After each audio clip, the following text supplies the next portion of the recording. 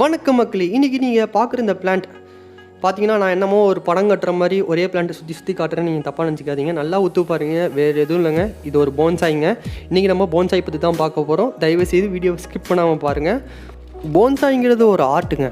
எப்படி நம்ம படம் வரைகிறோமோ அதே மாதிரி இந்த போன்சாய்ங்கிறது ஒரு கலைங்க. இந்த கலையை ஃபஸ்ட்டு எங்கே கொண்டு வராங்கன்னா, ஜப்பானீஸில் கொண்டு வராங்க. எப்படின்னா, ஒரு ஜப்பானீஸ் வீட்டில் எடுத்துக்கிட்டிங்கன்னா இந்த போன்சாய் எல்லார் வீட்லையும் வளர்க்குறாங்க. அந்த போன்சாய் என்ன பண்ணுறாங்கன்னா, இப்போ ஒரு ஜென்ரேஷன் வளர்க்குறாங்கன்னா, அந்த போன்சாயை அப்படியே அடுத்த ஜென்ரேஷன் அப்படியே கொடுக்குறாங்க. எப்படி நம்ம சொத்து பரம்பரை சொத்து இருக்கோ அது பையனுக்கு சேருமோ, அதே மாதிரி இந்த போன்சாயை பரம்பரை சொத்து மாதிரி இவங்க வளர்க்குறாங்க. அதாவது போன்சாய்ங்கிறது ஒன்றும் இல்லைங்க. அதாவது ஒரு கண்டெய்னரில் நம்ம ஒரு ட்ரீ வளர்க்குறதாங்க போன்சாய். இந்த கண்டெய்னரில் வளர்க்கக்கூடிய ட்ரீயோட வயசு பார்த்திங்கன்னா கிட்டத்தட்ட ஒரு 50 வருஷம் கூட இருக்கலாம், ஒரு 100 வருஷம் கூட இருக்கலாம்.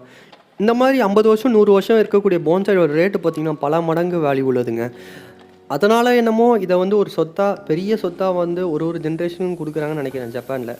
இப்படி 50 வருஷம் 100 வருஷம் ஒரு கண்டெய்னரில் வளரும் போது பார்த்திங்கன்னா, அந்த ட்ரீ பார்த்திங்கன்னா அடையக்கூடிய தன்மை பார்த்திங்கன்னா, நார்மலாக தரையில் வச்சிங்கன்னா என்ன மாதிரி நீங்கள் ஒரு க்ரோத் பார்ப்பீங்களோ, பூக்கள், ஒரு ஃப்ரூட்டு எல்லாமே நம்ம இந்த போன்சாயில் பார்த்துடலாம்.